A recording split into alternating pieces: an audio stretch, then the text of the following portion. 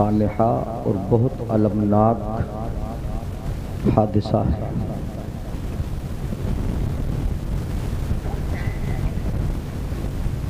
हादसात या अचानक की इस तरह की मौतें ये क़यामत की निशानियों में से भी है।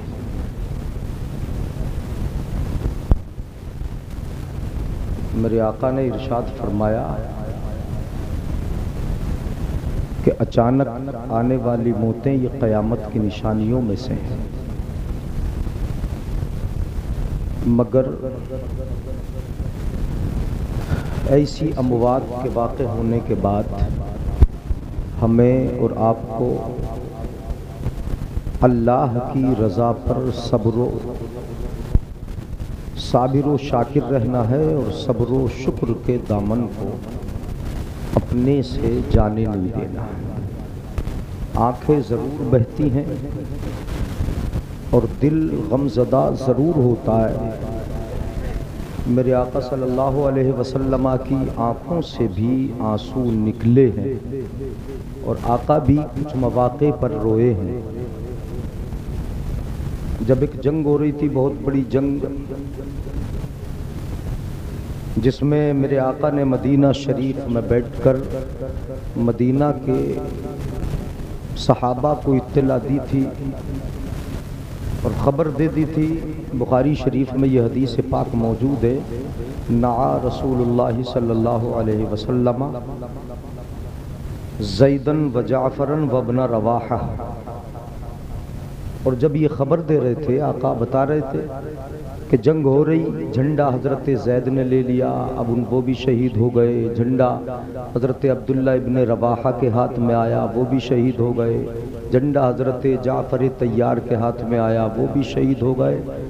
तो इस जगह पर हदीस पाक में कुछ अल्फाज हैं, वअयनाहु तज़रिफ़ानी। मेरे आका की आँखें आंसुओं से बह रही थी। आका खबर दे रहे हैं, तो फितरतन मौत पर आंखों से आंसू बहते हैं और इन आंसुओं का निकल जाना आदतन न ये बेसब्री की अलामत है, न बेसब्री की निशानी है। हज़रत इमाम हुसैन की शहादत के बारे में जो इत्तला हज़रत जिब्रील ने और दूसरे फरिश्तों ने दी, तो मेरे आका इमाम हुसैन की शहादत को याद करके बचपन में आंसू बहाया, रोए मेरे आका। और जिस दिन शहीद हुए इमाम हुसैन, उस दिन भी मेरे आका सल्लल्लाहु अलैहि वसल्लम के चेहरे पर गुबार और बड़े गमगीन हज़रत अब्दुल्ला इब्न अब्बास ने देखा। हज़रत उम्मे सलमा ने मुस्तफ़ा को ख्वाब में देखा। मुस्तफ़ा बड़े परेशान है, चेहरे पर गुबार है मुस्तफ़ा के और बाल बिखरे हुए। पूछा क्या शान या रसूल अल्लाह, क्या बात है, गमज़दा क्यों? तो आका ने जिक्र किया कि मैं करबला के मैदान में था, वहाँ खून जमा कर रहा था, मेरे सामने मेरे बेटे हुसैन को शहीद कर दिया। तो आँखों से फितरतन में ये बता रहा हूँ कि आँखों से फितरतन आंसुओं का बह जाना ये सब्र के खिलाफ नहीं। आंसू बह जाते हैं, मगर ये समझना है कि कभी जवान अगर घर से जाए तो ये दिल में याद रखना कि करबला में इमाम हुसैन ने अपने जवान बेटे की भी लाश उठाई है और जवान भतीजे की भी लाश उठाई है। और एक भतीजे की नहीं, कई कई जवान भतीजों को उठाया है। हजरत इमाम कासिम और कासिम के और 3 भाई, अपने 4 भाई इमाम हुसैन ने मैदान करबला में उठाए। हजरत अब्बास, हजरत अबू बकर बिन अली, हजरत उस्मान बिन अली, हजरत उमर बिन अली, और भी 3 भाई थे। 5 भाई इमाम हुसैन के मैदान करबला में और शहीद हुए। हजरत अब्बास नहीं, अब्बास के अलावा और 4 भाई शहीद हुए। तो सबकी लाशें उठाई हैं, उठा के लाए। तो कभी घर से अगर कोई जवान जाए तो करबला के जवानों को याद कर लोगे तो तसल्ली मिल जाएगी, सुकून मिल जाएगा। है। तो इस वक्त हमें सब्र का दामन नहीं छोड़ना। अल्लाह रब्बुल इज़्ज़त ने कुरान में इरशाद फरमाया, वबश्शिरिस साबिरीन, सब्र तुम करो, जन्नत देना हमारा काम है। नहीं बोलोगे सुभान अल्लाह? अब ये तो दूर बहुत हो गए आप, टाइम बहुत हो गया। तुम सब्र करो, सब्र तुम मत छोड़ो, जन्नत में भेजना हम नहीं छोड़ेंगे, सब्र कर लो तुम। है वबश्शिरिस साबिरीन, ये खुशखबरी है। ए हबीब खुशखबरी सुना दो सब्र करने वालों को जन्नत की। और इसी के आगे ये आयत भी है, सब्र कौन करता है? जिसके पास खुशहाली हो वो थोड़ी सब्र करेगा, जिसके जवान जवान बेटे बाकी हो उसे सब्र कहाँ? सब्र कौन करता है? वबश्शिरिस साबिरीन अल्लज़ीना इज़ा असाबतहुम मुसीबा क़ालू इन्ना लिल्लाहि व इन्ना इलैहि राजिऊन। सब्र कौन करता है? जब मुसीबत आती है तो मुसीबत पर सब्र करे। ये वो लोग हैं इज़ा असाबतहुम मुसीबा, जब उन पर मुसीबत आती है, तकलीफ आती है, कोई परेशानी घेरती है, हादसा आता है, बीमारी आती है, तकलीफ आती है, ज़माना सताता है, लोग जुल्म करते हैं। इज़ा असाबतहुम मुसीबा, तो उनकी बोली बेसब्रों वाली बोली नहीं होती, उनकी बोली रब के नाशुक्र बंदों की बोली नहीं होती, कुफराने नेमत करने वाले बंदों की बोली नहीं होती। उनकी बोली होती है क़ालू इन्ना लिल्लाहि व इन्ना इलैहि राजिऊन। हमारा वजूद अल्लाह के लिए है और हमें अल्लाह ही की तरफ लौट के जाना है। ये उनकी नहीं आ रहा है समझ में? आ रहा है तो सुभान अल्लाह बोलो जरा। मैंने असल में एक तमहीद थोड़ी सी बांधने की कोशिश की, समझ में आए गुफ्तगू तो थोड़ा एहसास दिलाएं और सुभान अल्लाह बोल के सुन लें। चूंकि रात का वो टाइम है, मैं जितनी देर बोलूंगा इंशाअल्लाह कुरान और हदीस की रोशनी में बोलूंगा, समझ में आएगा, आप ऑटोमेटिक सुभान अल्लाह जरूर बोलेंगे। ये देखिए सब्र बड़ी नेमत है, बड़ी चीज है। मैं इसलिए यहाँ ये बता रहा हूँ सब्र की बात कि जवान बेटा गया है, किसी का शोहर गया है, किसी का जवान भाई गया है, किसी माँ का लाडला बुढ़ापे का सहारा, माँ की आंखों की ठंडक, जिगर का टुकड़ा विदा हुआ है। हो सकता है कि सब्र न आता हो सकता है कि दिल बड़ा रंजीदा हो और अब तक जबान से कुछ कलिमात उनके निकल न पाए हो। भाई अपने भाई की जुदाई पर कितने गमज़दा हो, बाप कितने गमगीन हो, ये हो सकता है गम अपनी जगह पर है, मगर याद रखो सब्र तुम करोगे जज़ा अल्लाह अता फरमाएगा, सब्र तुम करोगे नेमतें अल्लाह अता फरमाएगा। दुनिया में बंदा जो गम उठाता है, यहाँ तक के हदीस पाक में मैंने पढ़ा हत्ता शौकती युशाकुहा, यहाँ तक के कांटा भी अगर किसी के बंदे के पैर में लगता है, दुनिया का गम उठाए, बाप ने गम उठाया, भाइयों ने गम उठाया, बीवी गम उठा रही है और जो रिश्तेदार हैं सब गम उठा रहे हैं। ये तमाम गम, ये परेशानियां, ये तकलीफें, यहाँ तक के कांटा भी अगर पैर में लगा, उसकी तकलीफ बंदे ने उठाई, तो ये मत समझ लेना कि हमारा तकलीफ उठाना बेकार हो जाएगा। नहीं, परवरदिगार आलम इसी कांटे को क़यामत में आसानी का जरिया बना देगा, इसी तकलीफ को क़यामत में आसानी का जरिया बना देगा, तुम्हारे लिए गुनाहों का कफ़ारा बना देता है परवरदिगार आलम। ये तो बड़ी मशहूर हदीस पाक है। यानी हाँ, मैं सब्र के लिए कहता हूँ। ऐसे मौके पर आम तौर पर तकरीर में या फिर नज़मों में उस लबो लहजे को इख्तियार किया जाता है कि जिसमें आँखों से आंसू बहते हैं या फिर मरसिया ख्वानी लोग करते हैं, याद कराते हैं उनके तमाम औसाफ को। नहीं भाई, क्या करना चाहिए? सब्र की तलकीन की जाए, सब्र दिलाया जाए, सब्र कराया जाए और सब्र पर रब की जानिब से जो बशारतें हैं वो सुनाई जाए। लोगों ने ये समझा मौत को कि जो मर गया मिट गया। जरा तवज्जो चाहूंगा, हाथ उठा के बोल दो एक मर्तबा या रसूल अल्लाह। की भी तवज्जो चाहूंगा है मुफ्ती इकबाल साहब, मुफ्ती शाहनवाज साहब और हमारे मुफ्ती अगवानपुर वाले जामा मस्जिद के इमाम साहब। हाँ, मुफ्ती फरीद साहब माशाअल्लाह। और आपकी बस्ती के मुअज़्ज़ज़ उलमा, चूँकि मैंने बहुत जल्दी तक यूँ समझ लो कि तमहीद और तकरीर सब एक ही साथ शुरू कर दी हैं। ये मुफ्तियाने किराम बैठे, बड़े बड़े अच्छे खतीब हैं, हर एक अगर बोलते तो समझ लो कई कई घंटे लगा देते, मगर इन सब ने इत्तिफाकी तौर पर ये कह के कि हजरत आप ही बोल दो, चूँकि आप मेहमान हो, बड़ी काबिल शख्सियत है, ये स्टेज पर तशरीफ फरमा है। बस इनकी दुआओं का सहारा मिल जाए और इधर से भी जरा थोड़ा सा ताउन मिल जाए। ताउन कैसा, बोल के जरा पुष्ट पनाही कर दे तो इंशाअल्लाह मजा आ जाएगा। मैं भी बोल लूंगा, आप भी सुन लेंगे, गौर से सुनना ही नहीं मेरे भाई। हाँ, तो हो सकता है कि तकरीरी अंदाज भी आ जाए और दरसी अंदाज तो मैंने इख्तियार कर ही लिया, तकरीरी अंदाज भी आ जाए। सुने, शायद इन्होंने एक शेर पढ़ा, बड़ा प्यारा शेर पढ़ा, उसको मैं दोहराई देता हूँ। हमारे उस्मान रजा साहब मंजरी ने बड़ा अच्छा लबो लहजा, इनका बड़ा खूबसूरत लबो लहजा, और वो लबो लहजा है कि जो आसानी से समझ में भी आ जाता है। बहुत ज्यादा खींचना, बहुत ज्यादा चीखा चाखी नहीं, जो आजकल नात खानों में है, यानी वो बहुत अच्छा पढ़ते हैं। इन्होंने एक शेर पढ़ा, आप सुनोगे तो इंशाअल्लाह मजा आएगा। क्या पढ़ा था इन्होंने? मेरे जनाजे पर रोने वालों, पढ़ा था नहीं? मेरे जनाजे पे रोते हैं, जनाजे पर लोग रोते हैं। हाँ, रोते हैं, मैंने बताया रोते हैं, आंसू बहाने में हरज नहीं। मुस्तफ़ा ने बहाए आंसू, मुस्तफ़ा याद करके रोए।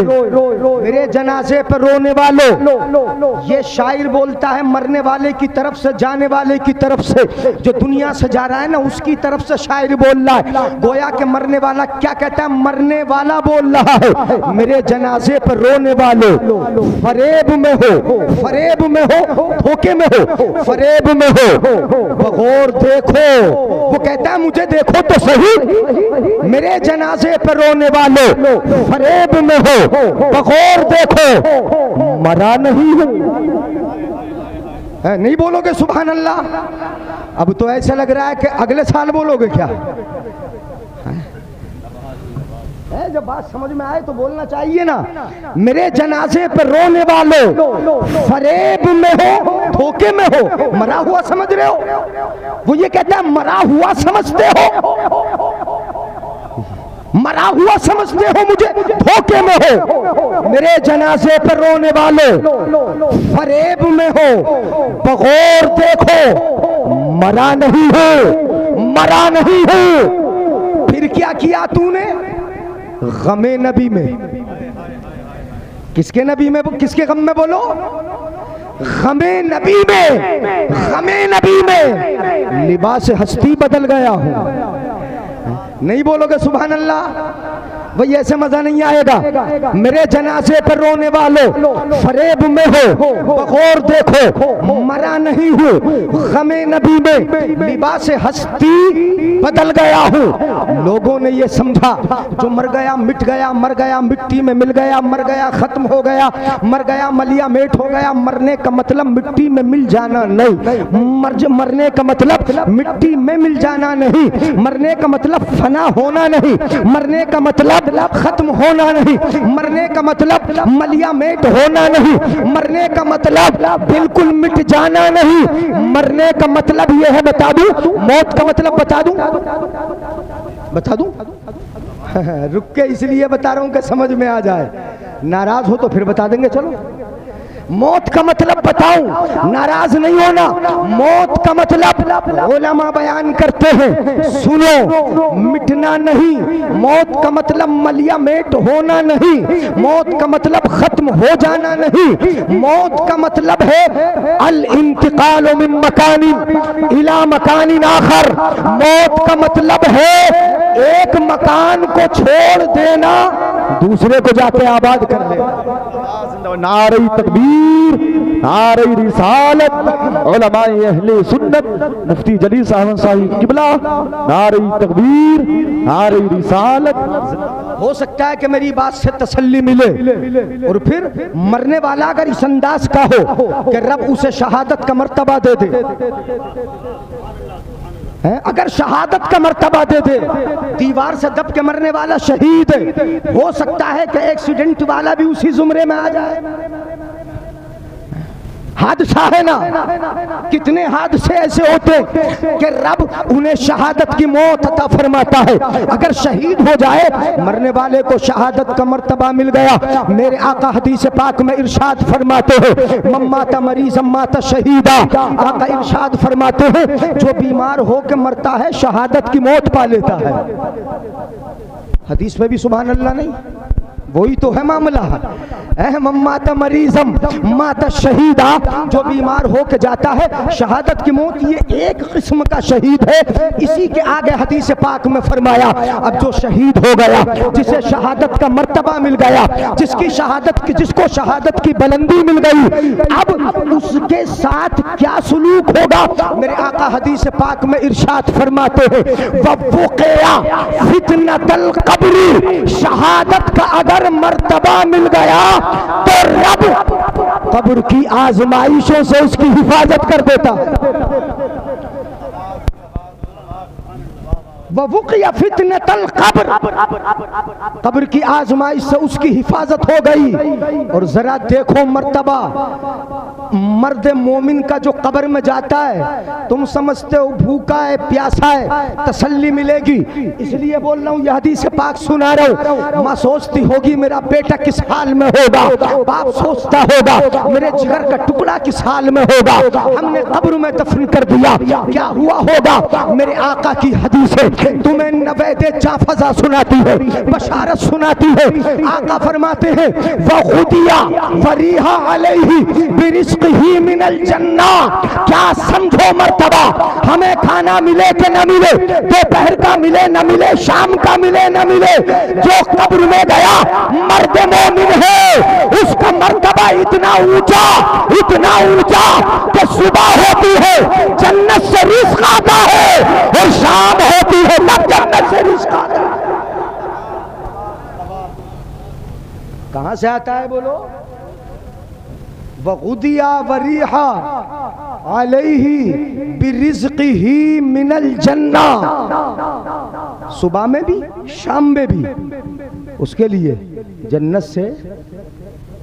बोल दो यार, घूरो मत। हाँ मुझे घूर रहे, सुभान अल्लाह। देखो थोड़ा बोलेंगे, यहाँ कितने ही डरा लो, थोड़ा बोलेंगे, जितना बोलना है बोलेंगे, बोल के जाएंगे। हदीस से पाक सुना रहा हूँ, वग़ुदिया वरीहा अलैहि बिरिज़्क़िही मिनल जन्ना, जन्नत से रिज़्क़ लाया जाता है। रिज़्क़ की किसे ज़रूरत है, जो मिट गया उसे रिज़्क़ की ज़रूरत पड़ेगी। बता दो यार भाई हो, जो मिट गया रिज़्क़ की ज़रूरत नहीं, जो ख़त्म हो गया रिज़्क़ की ज़रूरत नहीं, जो मलिया मेट हो गया रिज़्क़ की ज़रूरत नहीं, जो फना हो गया रिज़्क़ की ज़रूरत नहीं। ये बता रही है हदीस पाक, वग़ुदिया वरीहा अलैहि बिरिज़्क़िही मिनल जन्ना। हमें रिज़्क़ दुनिया का मिले उसे जन्नत का मिलता है, जन्नत का मिलता है। मर्तबा इतना ऊंचा, और फिर सुबह में भी लाया जाता है, शाम में भी लाया जाता है।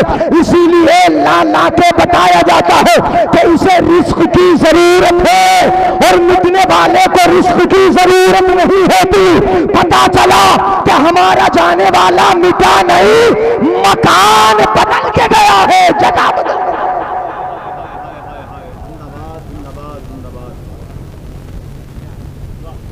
क्या बदली है बोलो। अच्छा, असबाब तो अल्लाह ही बनाता है ना, ये भी मैं बता दूं, थोड़ा तसल्ली मिलेगी, सुन लोगे गौर से तो।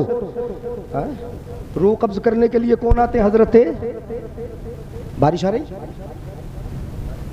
अच्छा। हाँ, हमारे मुफ्ती क्या नाम है, अफगानपुर वालों का नाम ही भूल जाता हूँ, फरीद साहब यानी, हाँ फरीद साहब हैं,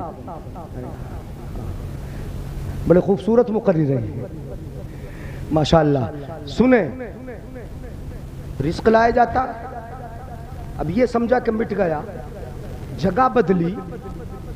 हमने कहा जगह बदली, इसलिए हमने ये नहीं कहा कि हमारा जाने वाला मिटा, हमने कहा इंतकाल हो गया। क्या कहा बोलो? इंतकाल हो गया। और इंतकाल का मतलब जगह बदलना ही है, और हम तो जगह बदलते ही आए, ये याद रहे। जन्नत में थे, जगह बदल ली, जमीन पे आ गए हैं। अब्बा की शक्ल में आए ना, अब्बा की पुश्त में तो सब मौजूद थे, हम और आप नहीं थे क्या यार? हाँ, इतने गुस्से में हो, थे तो हम जमीन पे आए, कहां कहां जगह बदली हमने, कभी दाने की शक्ल में, कभी मिट्टी की शक्ल में, कभी नुतफे की शक्ल में, कभी बाप की पीठ में, कभी माँ के शिकम में। उसके बाद 9 महीने तक माँ के शिकम में, फिर जमीन पर कदम रखा, फिर जगह बदलेंगे, कब्र में जाएंगे, लंबी जिंदगी गुजारेंगे, कयामत होगी, फिर जगह बदलेंगे, मैदान अरफात, मैदान कयामत में पहुंचेंगे, फिर इंशाअल्लाह नबी के सदक़े जहां किसी की ना चले, नबी की चलेगी, नबी के सदक़े फिर जगह बदलेंगे, जहां से आए थे वही पहुंच जाएंगे इंशाअल्लाह। बोलो जगह बदलते नहीं आए, तो अब जगह बदली तो गम कैसा, अब जगह बदली तो अफसोस कैसा। और जगह ये बदलना, जगह बदलना मैं बता दूं, जगह बदली, मकान छोड़ा, जमीन छोड़ी, यहाँ मुलाकातें अपनों से हैं, माँ बाप से हैं, बीवी बच्चों से है, दुनिया वालों से है, मगर जब कब्र में जाएगा तो मुलाकातें रब की रहमतों से है।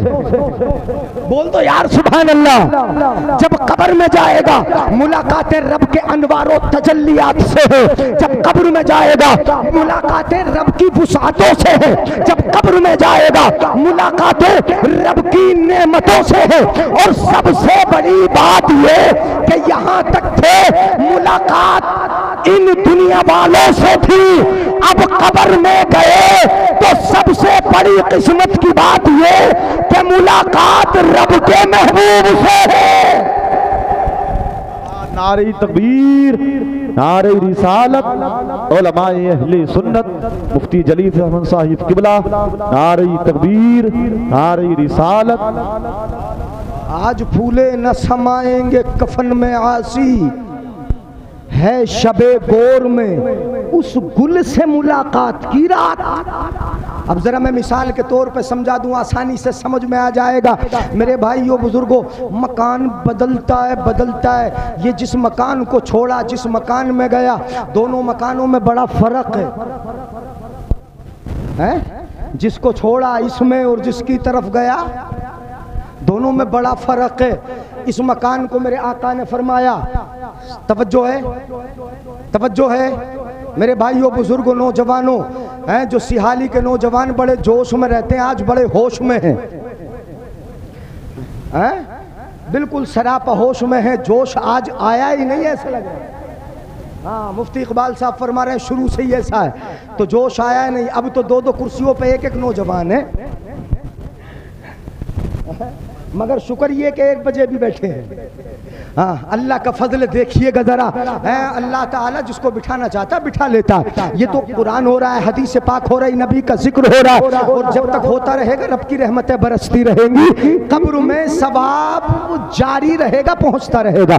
ये फायदा है महफिल का। अब जरा मैं बता रहा हूँ, जिस मकान को छोड़ा, ये मकान कैसा है? कुरान कहता है वमल हयातुद दुनिया इल्ला मताउल गुरूर। ये दुनियावी जिंदगी तो धोखा है, ये दुनियावी जिंदगी धोखा है, ये दुनिया धोखा है। आपने देखा है दुनिया में हर जगह धोखा है, जहां जाओ धोखा है, दुनिया के हर कोने पे धोखा है, बाजार में जाओ धोखा है, मार्केट में पहुंचो धोखा है, दोस्तों से मिलो धोखा है, अहबाब से मुलाकात करो धोखा है, हर जगह धोखा है। और यहाँ तक के घर घर धोखा है। इतना धोखा कि दूध में पानी मिलाना किसी ने नहीं छोड़ा। बोलो धोखा है कि नहीं है? हाँ, और चावल वालों ने चावल में कंकड़ मिलाना न छोड़ी। दोनों धोखा है कि नहीं है? बाजार में जाओगे तुम्हें वहां धोखा मिलेगा, सोने वाले के पास जाओगे धोखा मिलेगा, और टांडा पहुंच जाओ तो हर चीज में धोखा मिलेगा। नहीं बोलेंगे सुभान अल्लाह? है वहां तो चावल का मामला ही क्या है, वहां तो हर चीज में धोखा, वहां के तो ईमान में भी धोखा नहीं है। बोलो हाँ, तो बोल दिया करो यार सुभान अल्लाह, समझ में आ जाए करे। है तो हर जगह धोखा, दुनिया में तो धोखा ही धोखा है। कुरान ने कहा वमल हयातुद दुनिया इल्ला मताउल गुरूर। ये दुनियावी जिंदगी तो धोखे का सामान है। मतलब ये कि जिस मकान को छोड़ा हमारे जाने वाले नौजवान ने, वो मकान धोखे का सामान है। मेरे आका ने इरशाद फरमाया दुनिया सिजनुल लिल मोमिन। जरा तवज्जो रखिएगा मेरी तरफ, जरा मैं जल्दी जल्दी आगे बढ़ रहा हूँ। आका फरमाते दुनिया मोमिन के लिए जेल है। क्या है? बोलो दुनिया मोमिन के लिए जिस मकान को छोड़ा वो जेल है, जहाँ पे अब तक रहता था 10 दिन पहले तक वो जेल है। हम जहाँ पे हैं ये जेल है। मेरे आका ने कहा कैद है, आका ने कहा जेल है। और जब जेल में रहेगा तो यहाँ जेल की तरह पाबंदियां होंगी। जब यहाँ पर जेल में रहेगा तो जेल की तरह बेड़ियां होंगी। जब जेल में रहेगा तो जेल की तरह हाथों में हथकड़ी होगी। जब यहाँ जेल में होगा तो यहाँ का लिबास जेल वाला होगा, यहाँ का खाना पीना जेल वाला होगा, यहाँ सब कुछ जेल वाला होगा। आका ने कहा दुनिया मोमिन के लिए जेल। दुनिया वालों अपने आप को आजाद मत समझो कि हम जहाँ चाहे जाएं, जो चाहे खाएं, जो चाहे पहने, जो चाहे पिए, जो चाहे ओढ़े, जिसके खेत में चाहे जाके हम उसका नाज चुरा लाए। नहीं, यहाँ बड़ी पाबंदियां है, पैरों में बेड़ियां है, हाथों में हथकड़ी है। इसलिए ये दुनिया जेल है, तुम्हें आजादी नहीं।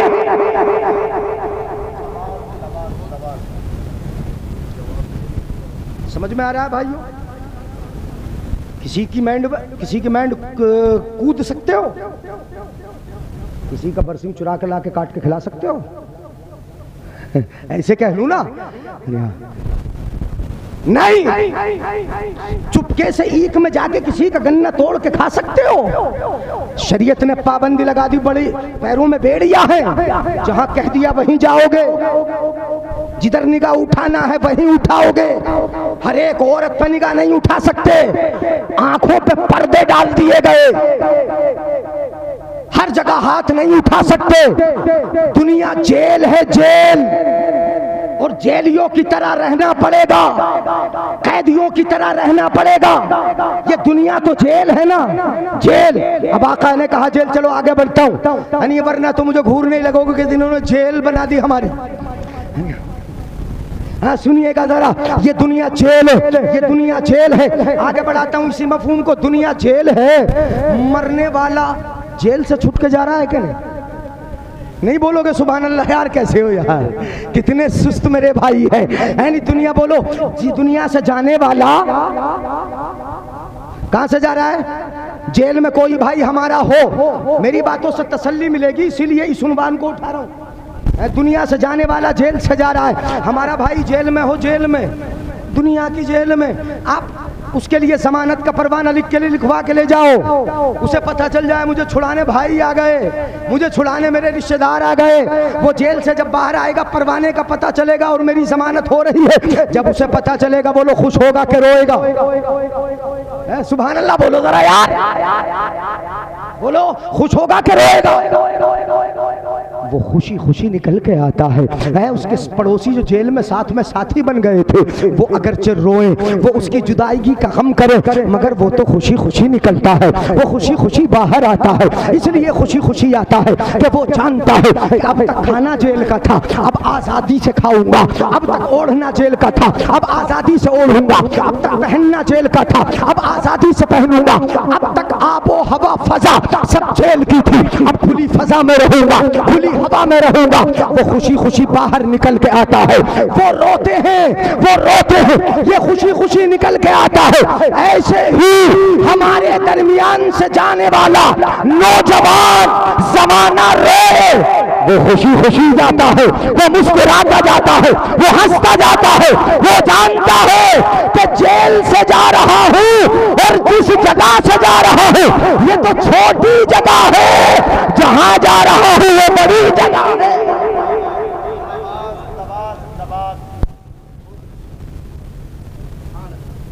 समझ में आई? वो तो बड़ी जगह, बहुत बड़ी जगह है। यानी हाँ पहले वो मफहूम ज़हन से निकल गया और मैं भूल गया।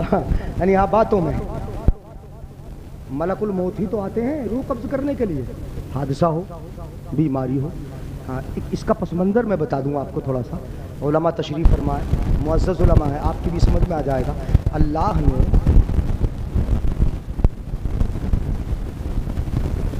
बारिश आ गई,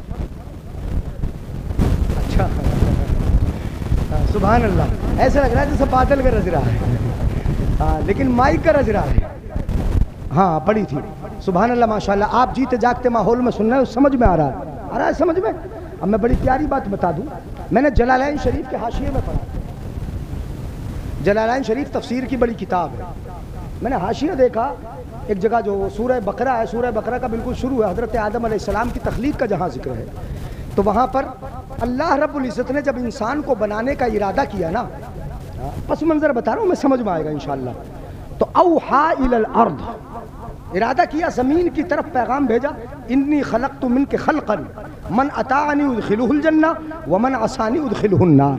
ये पढ़ा, अल्लाह ने ज़मीन से फरमाया, ज़मीन मैं तुझसे मखलूक बनाना चाहता हूँ, ज़मीन तुझसे मखलूक बनाना चाहता हूँ। सुन लीजिएगा, मखलूक बनाना चाहता हूँ, जो मेरी इताअत करेगा ऐसे बनाऊंगा, जो मेरी बात मानेगा मैं उसे जन्नत में दाखिल कर दूंगा। वमन आसानी उदखिलुहुन नार, अल्लाह ने ज़मीन से फरमाया, और जो मेरी नाफरमानी करता हुआ जाएगा मैं उसे जहन्नम में दाखिल कर दूंगा। ये ज़मीन से कहा रब ने। तो ज़मीन फबकतिल अर्द, ज़मीन रोने लगी, इतना रोई, जरा सुनिएगा, ईमान ताज़ा होगा, इतना रोई कि ये जो नदियाँ बह गई ना, नदियाँ ज़मीन के ऊपर चलती है, पानी तो ज़मीन के नीचे है ना, और ये ऊपर जो बहने लगी नदी नाले, ये तफसीर में उस जगह पे फम्बातिल उयून मिन बुकाइहा, ज़मीन के रोने से ये नदी नाली बह गए। इतना रोई, क्यों रोई? जो अल्लाह की नाफरमानी करेगा, मुझसे बनने वाला इंसान वो जहन्नम में जाएगा, मैं कैसे बर्दाश्त करूंगी? रोई। परवरदिगार आलम ने फरमाया, ज़मीन रोले जितना रोना है, ये आंसू जो निकलते हैं अल्लाह इन्हें नजात का जरिया बना देता है। रो ले, जितना रोना है ज़मीन रो, रोती रे, तू रोएगी, सुनो तू रोएगी, तेरे ऊपर मैं चश्मे बहा दूंगा, नदियाँ बहा दूंगा, ये नदियाँ बहेगी तो मेरे बंदों की जिंदगी गुजारने का जरिया बन जाएगा, उन्हें पानी मिल जाएगा, है उन्हें खेत सैराब करने के लिए नहरें मिल जाएगी। तू रो ले, तेरा रोना भी मेरी मखलूक, मेरे बंदों के लिए ये बाइस बरकत हो जाएगा। तू रो ले, तू रोएगी, मेरे बंदों की जिंदगी गुजारने का एक सबब बन जाएगा तेरा। जमीन रो रही, लेकिन रब का इरादा यह कि मुझे जमीन से ही इंसान बनाना है। तो अल्लाह ने जिब्रील को भेजा, ज़मीन के पास आए। मुख्तसर करके बता रहा हूँ, बड़ी लंबी यही तकरीर हो जाएगी पूरी अगर इसी की तफसीर कर। जिब्रील आए और ज़मीन से आके बोले, ज़मीन रब ने भेजा, मिट्टी उठाने आया हूँ। ज़मीन कहने लगी, नहीं, रब तो बड़ा बादशाह है, बादशाह का न कुर्ब अच्छा न दूरी अच्छी, मुझे करीब मत लेके जाओ, रब मुझसे ऐसी मखलूक बनाएगा जो जहन्नम में जाएगी। है ज़मीन रोने लगी, गिड़गिड़ाने लगी, जिब्रील से मना करने लगी। जिब्रील को तरस आया, खाली हाथ वापस चले गए। उसके बाद हज़रत मीकाईल को भेजा, वो भी ऐसी खाली हाथ चले गए। उनके सामने भी ज़मीन रोई, गिड़गिड़ाई, तरस आ गया, वो भी खाली हाथ चले गए। उसके बाद हज़रत इसराफील अलैहिस्सलाम आए, वो भी खाली हाथ चले गए। जब तीनों आके खाली हाथ चले गए, कुछ न लेके गए, तरस आ गया, जमीन पर तरस खा गए, कुछ न लेके गए। रब ने फरमाया, खाली हाथ आ गए, कुछ नहीं लेके आएगा। नहीं, जमीन रोती थी, गिड़गिड़ाती थी, आहू फुका करती थी, हमें तरस आया, नहीं लाए मिट्टी। रब ने फरमाया, इज़राइल मलकुल मौत, तुम आओ। मत बोलो सुभान अल्लाह, देखो भूल लो मुझे ऐसे ही तो है मामला। हजरत इज़राइल से फरमाया, तुम आओ, तुम लेकर आओ मिट्टी। हजरत इज़राइल अलैहिस्सलाम आए, ज़मीन पर मिट्टी उठाने का इरादा किया। ज़मीन अब भी रोई, अब भी गिड़गिड़ाई, अब भी आंसू बहाए, आहू फुगा अब भी किया। खूब मिन्नत और समाजत की हाथ जोड़ने लगी अपने अंदाज में। मैं हाथ जोड़ के ये यानी एक मुशाबात बता रहा हूँ। ज़मीन मना करने लगी, नहीं लेके जाना, नहीं लेके जाना, रब मुझसे ऐसी मखलूक बनाएगा जो जहन्नम में जाए, नहीं लेके जाओ। ज़मीन रोती थी, बिलबिलाती थी, आंसू बहाती थी, आहू फुगा करती थी। इज़राइल कहते, ज़मीन तू रो ले, एक तरफ तेरा रोना, एक तरफ मेरे रब का हुक्म। मैं तेरे रोने को नहीं सुनूंगा, अपने रब के हुक्म पे अमल करूंगा। बोलो जरा यार सुभान अल्लाह। अगर समझ में आ रहा है, तू रोती है, रो लो, मैं तेरे रोने को नहीं सुनूंगा, तेरी आहू फुका को नहीं देखूंगा। मेरे रब ने मिट्टी लेने भेजा है, इसलिए मिट्टी लेके जाऊंगा। उन्होंने जमीन के रोने को न सुना, आहू फुका को न सुना, वो मिट्टी लेने के लिए उन्होंने जमीन में हाथ डाला। तफसीरे रूहुल बयान है, कितना हाथ डाला, कितना डाला, जमीन में हाथ डाला 70 गज। और एक रिवायत में 700 गज नीचे तक की मिट्टी उठा ली। सुभान अल्लाह बोल दो। कितनी मिट्टी उठा ली बोलो? 700 गज नीचे तक की या 70 मिट्टी उठा ली, लेके चले गए रब की बारगाह में। रब ने फरमाया इजराइल तुम ले आए मिट्टी? कहाँ ले आए, रब तो सब कुछ देख ही रहा। तुम ले आए, जमीन तुम्हारे सामने नहीं रोई, नहीं गिड़गिड़ाई, आहुफा उसने नहीं किया। हजरत इजराइल बोले बड़ी रोती थी, बड़ा मना करती थी, बड़ी मिन्नत करती थी, मना कर रही थी मत लेके जाओ। मैं तो ले आया, रब तेरा हुक्म था ना। अब यही यानी इसको बताने के लिए मैंने सुनाया ये। वो रोती थी, अल्लाह ने फरमाया कि तुम्हें तरस नहीं आया? जिब्रील को तो आ गया था, इजराइल को तो, वो मीकाईल को तो आ गया था, इसराफील को तो आ गया, तुम्हें तरस नहीं आया? हजरत इजराइल ने अर्ज किया परवरदिगार आलम तूने भेजा था ना, है तवज्जो है, तूने भेजा था ना, मैंने तेरे हुक्म पे अमल किया, तेरी बात को माना, उसके रोने को गिड़गिड़ाने को नहीं सुना। परवरदिगार आलम ने फरमाया अच्छा तुम्हें तरस नहीं आया? वो रोती थी तरस नहीं आया? कहा नहीं आया?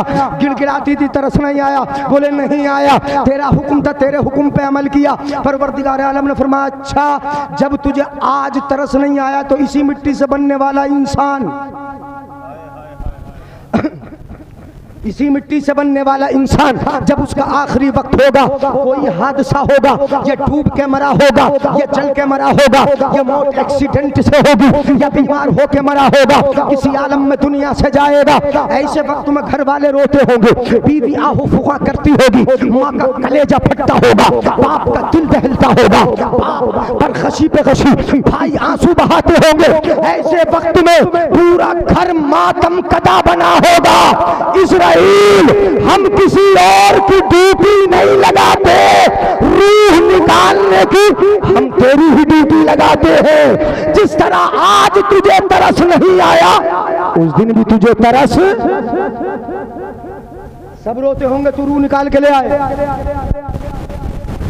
आंसू बहाते होंगे तू रूह कब्ज कर लेगा, तू आ जाएगा।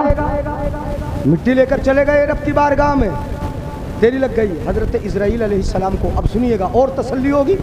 इजराइल के दिल में ख्याल तो आया होगा रब मेरी ड्यूटी लगा रहा है, मैं किसी के बच्चे को लाना पड़ेगा, किसी के छोटे से हंसते खेलते फूल को उसकी गोद में से छीनना पड़ेगा, उसकी रूह कब्ज करना पड़ेगी, किसी का बाप का साया उठाना पड़ेगा, किसी का जवान बेटा लेना पड़ेगा, सबकी रूह मुझे ही कब्ज करना होगी, तो लोग मुझे ही कोसेंगे। नहीं आई समझ में बात? मत बोलो यार सुभान अल्लाह। हाँ समझ में आए तो बोल दिया करें।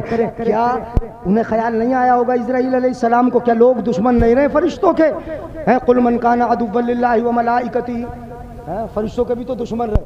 कुल मन काना अदुव्वन लिजिब्रील, जिब्रील के भी दुश्मन रहे, हजरत मीकाईल अलैहिस्सलाम के भी दुश्मन रहे, फरिश्तों ने दुश्मनी नहीं की। हजरत इजराइल अलैहिस्सलाम के दिल में जरूर ख्याल पैदा हुआ होगा परवरदिगार आलम जब मेरी ड्यूटी लगाएगा रूह कब्ज करने की तो फिर लोग मुझे ही तो कोसेंगे। अम्मा कहेगी जिब्रील आया था मेरे बेटे को ले गया, भाई कहेगा मेरे भाई को जिब्रील इजराइल ले गया, बाप कहेगा मेरे बेटे को इजराइल ले गया, बीवी कहेगी मेरे शोहर को इजराइल ले गया, सब मुझे ही तो कोसेंगे। परवरदिगार आलम ने फरमाया नहीं नहीं जिब्रील ऐसा न करो, जो हमारे काम में लग जाता है हम उसे बचा लेते हैं। बोलो यार जरा तलब के सुभान अल्लाह। जो हमारे काम में लग जाता है हम उसे, वमन यत्तक़िल्लाह यजअल लहू मखरजा, अल्लाह उसे बचा लेता है। जो अल्लाह के काम में लग जाता है अल्लाह उसे बचा लेता है, रब उसे बचा लेता है। परवरदिगार आलम ने फरमाया इजराइल लग जा हमारे काम में, रूह कब्ज तू ही करके लाएगा, जवान लाएगा, किसी का बूढ़ा बाप लाएगा, किसी की माँ की रूह को लाएगा, सबको तू करके लाएगा, तू ही लेके आएगा, मगर तुझे कोई न कहेगा, इसलिए कि हम तुझे कहलवाने नहीं देंगे, हम सबब बना देंगे सबब। अब समझ में आएगा तुम्हारे? हम क्या बना देंगे बोलो? लोग कहेंगे बेचारे का एक्सीडेंट हुआ था इंतकाल हो गया, ये क्या बना? कहा किसी ने कि इजराइल आया था ले गया, नहीं, क्या बोलते हैं? एक्सीडेंट हुआ था, इंतकाल हुआ।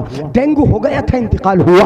दिल का दौरा पड़ा था, इंतकाल हुआ। बेचारा जल गया था, इंतकाल हुआ। डूब गया था, इंतकाल हो गया। लोग तुम्हें न कहेंगे, मैं सबब बनाता जाऊंगा, मैं सबब पैदा करता जाऊंगा। मौत तो बरहक है, आना है सबको।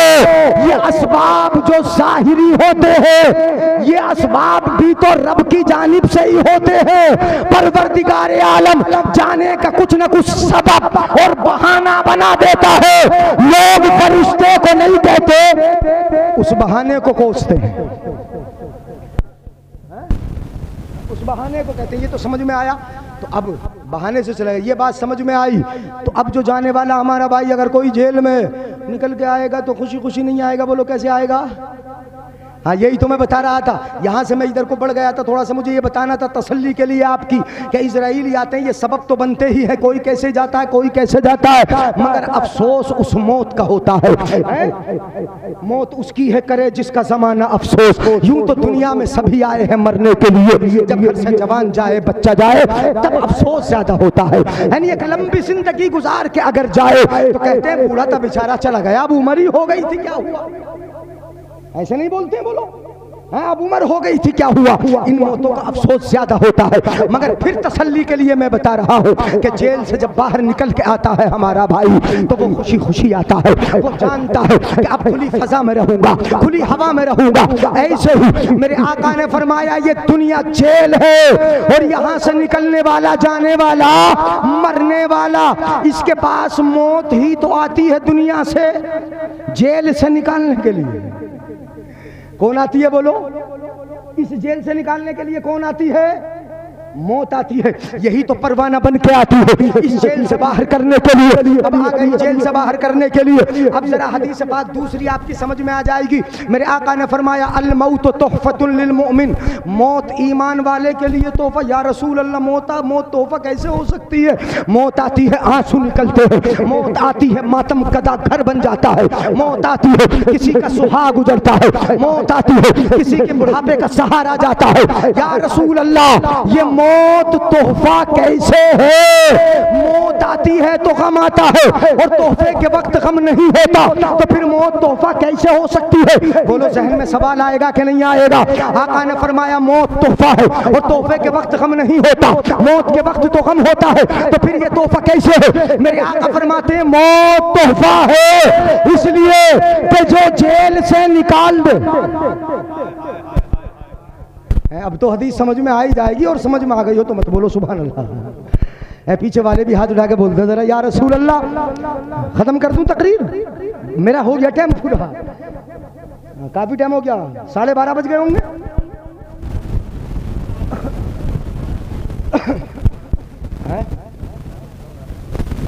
अच्छा हाँ, इस दुनिया उस दुनिया का फर्क है, वो रह गई बात बढ़ जाती। तो क्या ये मैंने बताया आपको कि तोहफा इसलिए है कि ये जेल से निकालने के लिए, जेल से बाहर करने के लिए। जब जाता है दुनिया से हमारा भाई, लोग रोते हैं, आंसू बहाते हैं। वो रोएंगे, आंसू बहाएंगे, वो रोएंगे, आंसू बहाएंगे, लेकिन मरने वाला रोता नहीं जाएगा, मुस्कुराता जाएगा, वो हंसता जाएगा। उसके जहन में ये है कि अब मुलाकात अल्लाह के महबूब से होना है। वो मुस्कुराता जाएगा, वो हंसता जाएगा, ज़माना रोएगा, वो ये कहता जाएगा, मेरे जनाजे पर रोने वालों फरेब में हो, वो और देखो मरा नहीं हूँ, गमे नबी में लिबास हस्ती बदल गया।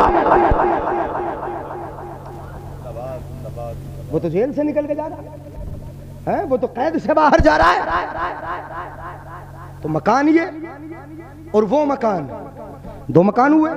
जिस मकान को छोड़ा ये कैसा? मैंने बताया कि ये तो जेल है, मैंने बताया धोखे की जगह है, नहीं है धोखा।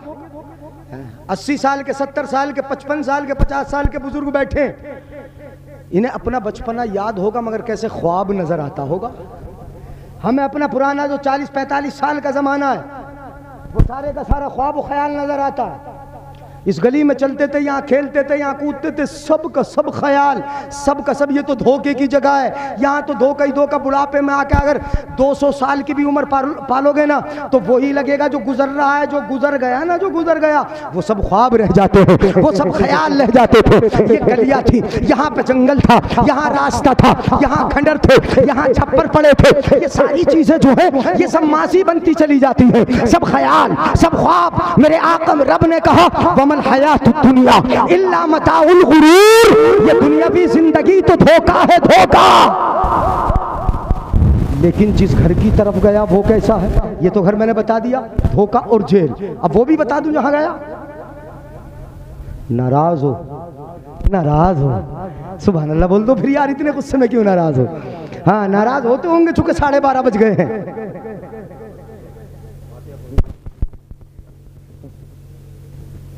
अच्छा चने पढ़ने खत्म कर दूं, चने ना पढ़ने, सुभान अल्लाह। उधर वो मकान, सुभान अल्लाह कितना अच्छा मकान है, बता दूं ये हदीस पाक सुनिएगा, इतना अच्छा मकान। हत्ता युफसह कब्रुहु सबऊन फी सबईन, हदीस पाक के वही लफ्ज जहां से मुझे लेना। मेरे आका फरमाते हैं जब मर्द मोमिन कब्र में जाता है ना तो उसकी कब्र को 70 गज लंबा 70 गज चौड़ा कर दिया जाता है। मत बोलो, इस वक्त बुलवा रहा हूं इसलिए कि जाग के सुन लो। 70 गज लंबा 70 गज चौड़ा। और अहमद की रिवायत, इमाम अहमद बिन हंबल की रिवायत, उन्होंने बड़ी लंबी हदीस पाक, उसमें इसी के आगे हदीस पाक मिशकात शरीफ में यहाँ है सबऊन फी सबईन, 70 गज लंबी 70 गज चौड़ी कब्र कर दिया थी। वो मकान बता रहा हूँ कितना अच्छा मकान है, पहले सुनिएगा। यहाँ से सुन ले कितनी लंबी कितनी चौड़ी, 70 गज लंबा 70 गज चौड़ा मकान। चलो अब भी बहुत बड़ा नहीं, बहुत बड़ा नहीं। हदीस पाक में हत्ता युफसा कब्रुहु मद्दा बसरिही, मुफ्ती इकबाल साहब दुआ कर दे अल्लाह उनकी कब्र को ताहद्दे नजर कुशादा कर दे। उनकी कब्र को कहां तक कुशादा कर दे। और ताहद्दे नजर का मतलब समझते हो, ताहद्दे नजर लफ्ज तो बोलते हो, मतलब समझते हो ताहद्दे नजर, जहां तक नजर जाए वहां तक है। अब ये दुआ कर रहे हैं तो ऐसी थोड़ी कर रहे हैं अल्लाह उनकी कब्र को ताहद्दे नजर कुशादा कर दे, इसलिए कर रहे हैं कि हदीस पाक में है मर्द मोमिन की कब्र, ईमान वाले की कब्र, नबी के कब्र की, नबी के गुलाम की कब्र है। मर्द मोमिन की कब्र कितनी लंबी कितनी चौड़ी कर दी जाती है। यानी सुनो, समझ में आए, तड़प के बोलोगे सुभान अल्लाह, क्या कितनी लंबी। मेरे आका फरमाते नबी का गुलाम जब जाता है उसकी कब्र जहां तक नजर जाती है वहां तक लंबी भी कर दी जाती है और उतनी ही चौड़ी भी कर दी जाती है। यह मर्द मोमिन की कब्र इतनी लंबी इतनी चौड़ी। अब कितनी लंबी, जहां तक नजर जाए। मैं बता दूं नीचे बैठ के जमीन आसमान के सितारे देख लेते हो, नजर नहीं जा रही, चांद देख लेते हो, नजर नहीं जा रही, सूरज देख लेते हो। अगर ताहद्दे नजर की वुसात आपने समझ ली तो फिर किसी नेता की इतनी बड़ी कोठी नहीं होगी, वक्त के मंत्री का इतना बड़ा किला नहीं होगा, है किसी बड़े से बड़े का इतना बड़ा महल नहीं होगा, किसी राजा महाराजा या कचकुलाहा ने वक्त की इतनी बड़ी बिल्डिंग नहीं होगी। जितनी बड़ी कोठी वो कब्र गुलाम मुस्तफा की हो जाएगी, एक नबी के गुलाम की बन जाएगी, इतनी बड़ी होगी। अब ये मकान तो धोखे का सामान, और वो मकान इतना बड़ा कि जहां तक नजर जाए उसे अपना महल ही नजर।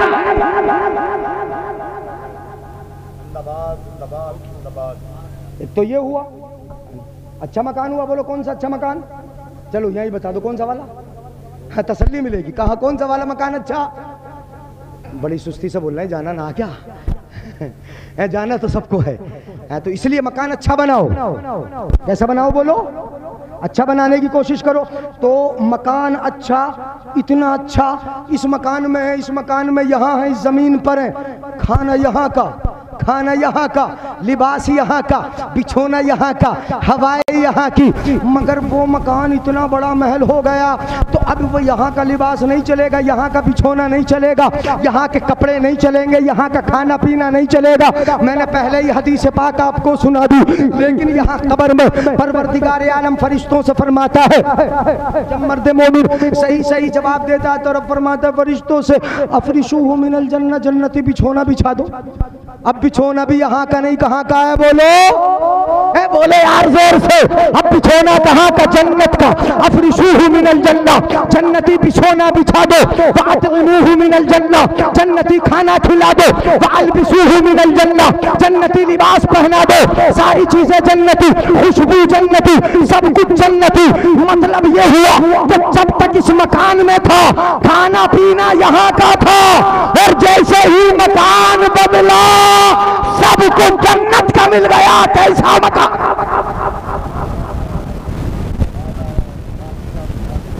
बोलो है नहीं अच्छा मकान? कितना अच्छा है? अच्छा अच्छा। ये जो फातिहा होती है ना, ये जो दुआएं होती हैं, अब मैं इस हदीस पाक को आगे बढ़ाऊं। जब जन्नती बिछोना मिल गया ना, जन्नती सब कुछ मिल गया, और जन्नती ये मत समझना कि कब्र जन्नतियों को नहीं दबाती है, कब्र जन्नतियों को भी है। याद रख लेना, जन्नतियों को भी कब्र दबाती है, और कायदे से दबाती है। हाँ, किसको दबाया वो बता रहा हूं मैं।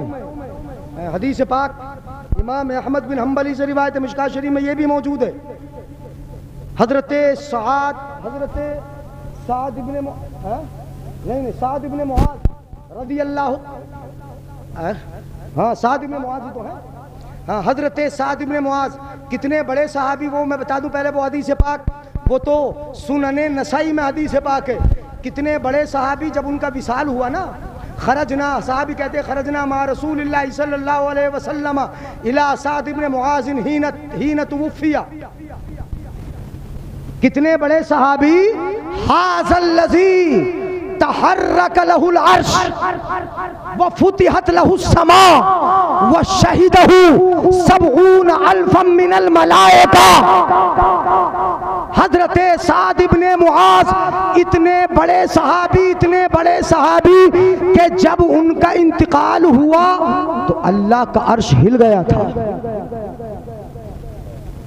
अल्लाह का अर्श तहर्रक लहुल अर्श, अर्श हिल गया उनके इंतकाल पर। मतलब ये हुआ कि गम अर्श भी कर देता है, हिल के उसने गम किया। हजरत सहाबी के इंतकाल, हजरत साद के इंतकाल पर अर्श हरकत में आया।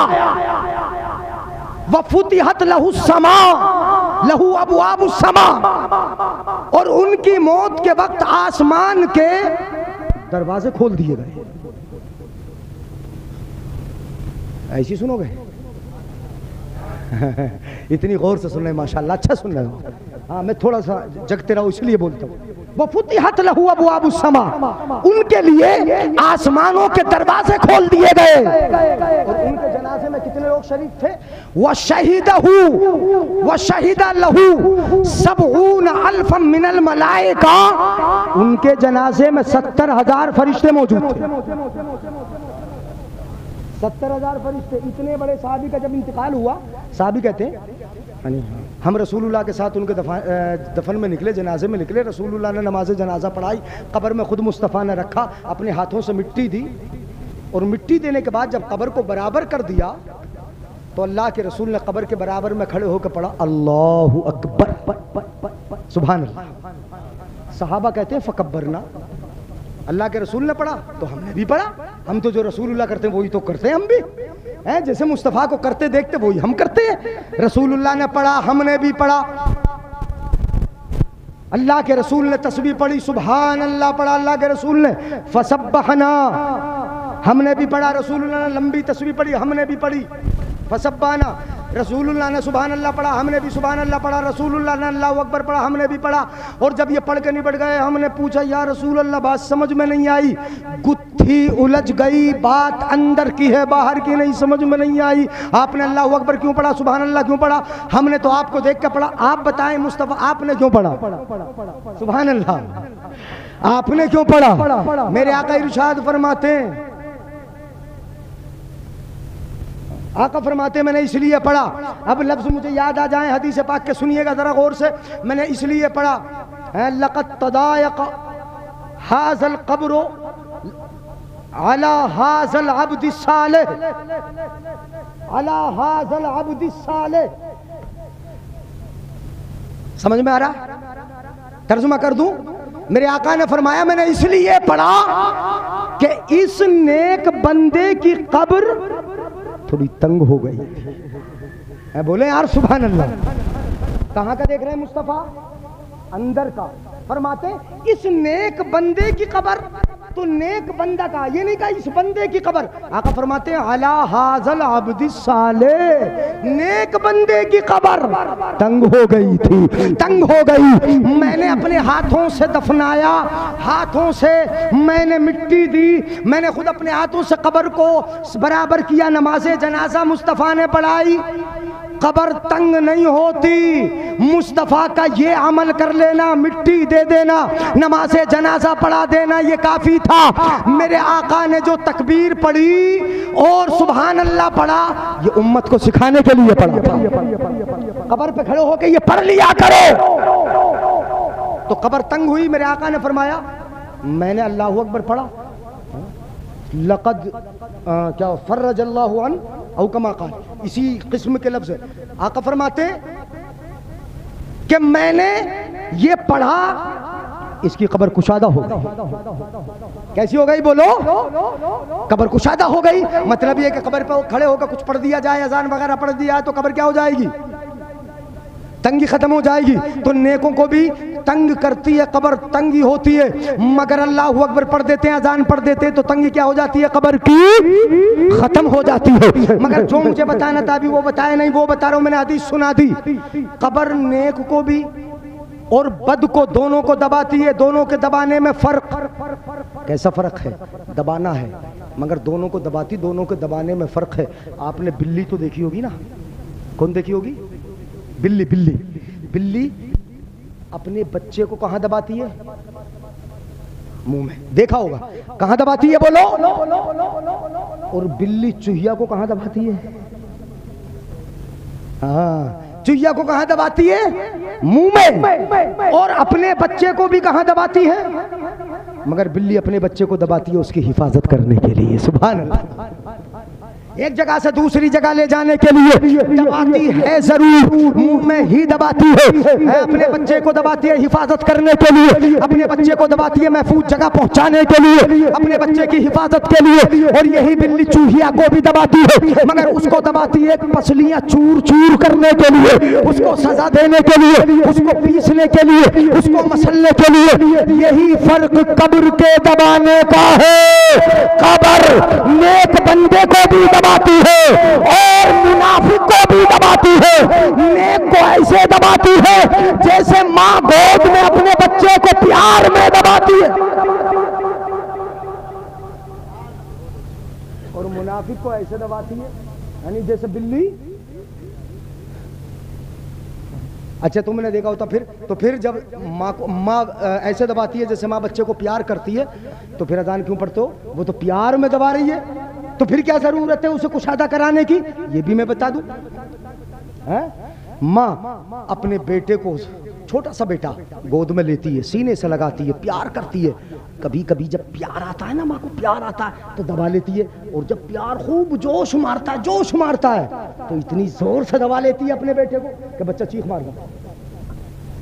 कभी देखा ना प्यार में दबाते हो? तुम भी अपने बेटे को प्यार में दबा देते हो? कभी बच्चे को प्यार किया तुमने तो इतनी जोर से दबा दिया कि बच्चा चीख पड़ा। माँ ही प्यार में अपने बच्चे को कभी जोर से दबा देती है, अब वो तो प्यार में दबा रही है, लेकिन बच्चा जब दबता है ना तो घबरा के चीख पड़ता है, बच्चा रोने लगता है, बच्चा घबराता है। माँ प्यार में दबा रही है, माँ मोहब्बत में दबा रही है। ऐसे ही कब्र जैसे माँ प्यार में दबाती है वो प्यार में दबा रही है, मगर ये कब्र में जाने वाला घबरा रहा है। जैसे बच्चा घबराता है, जैसे बच्चा बिलबिलाता है, ऐसे ही कब्र में घबराता है। तो इधर बाहर खड़े होकर अल्लाहु अकबर की सदा बुलंद कर दी जाती है, इधर सदा बुलंद होती है, इधर रब उसकी कब्र को कुशादा फरमा देता है।